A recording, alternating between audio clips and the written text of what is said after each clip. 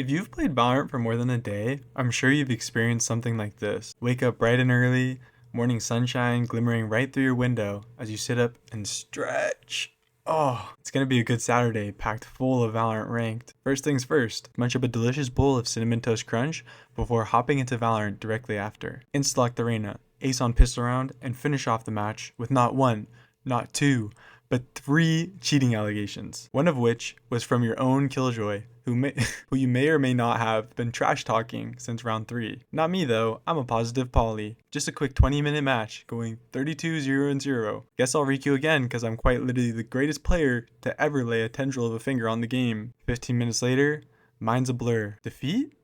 What happened? Check scoreboard, only to see that I went 1-27? What? Okay, slight exaggeration I suppose, but this literally happens. But why? Is it Peeker's advantage? Well, kind of. It more so has to do with your current flawed understanding of Peeker's advantage and the real role Peeker's advantage plays in a Valorant match. So first, I'm going to give you my perspective on the topic and what I think is a good solution to the problem. And then we'll be taking a look at what a Valorant game dev has to say about this, along with a cool thought experiment that makes the clockwork behind Peeker's advantage a little easier to understand. Here's the thing, guys.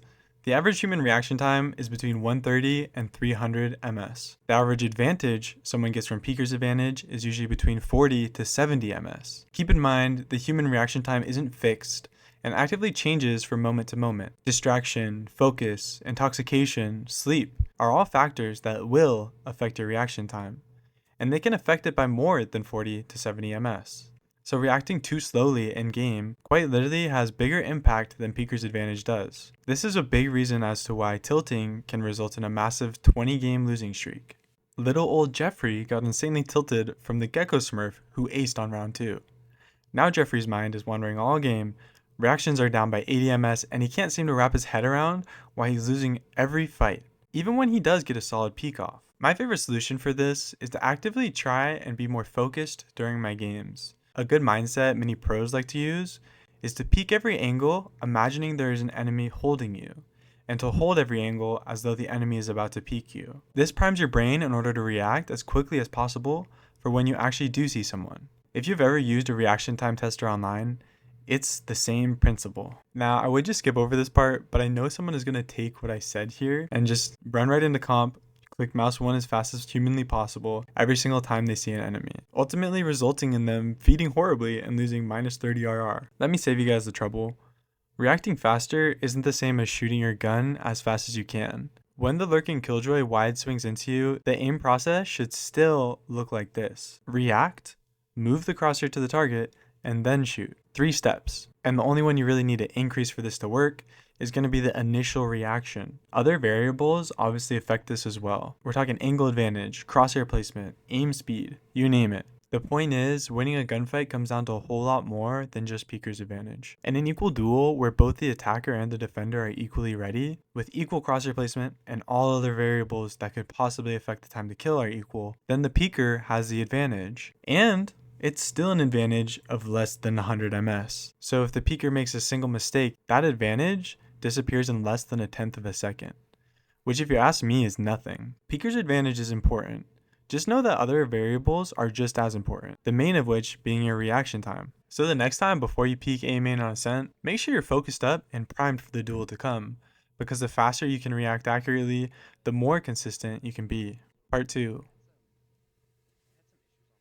Okay, let's take a look at what Matt DeWitt, staff software engineer at Riot Games, said in response to this question. So the Peeker's ping is actually irrelevant? Is defender or holder's ping that matters? He says, exactly. This is because server processing of any shots that the Peeker fires is delayed by the same amount as their movement. If a Peeker has high ping, you'll see their movement later, but you'll also be damaged by their shots later, leaving you with the same amount of time to react. Basically, because of how the Valorant servers do their calculations, it doesn't matter how high the Peeker's ping is. Even though the Peeker will technically see the holder first, the player holding will still have the same amount of time to react as the Peeker with a lower ping, for example. Yeah, it's still confusing. Maybe we should check out the thought experiment. So why is it that holders have a disadvantage?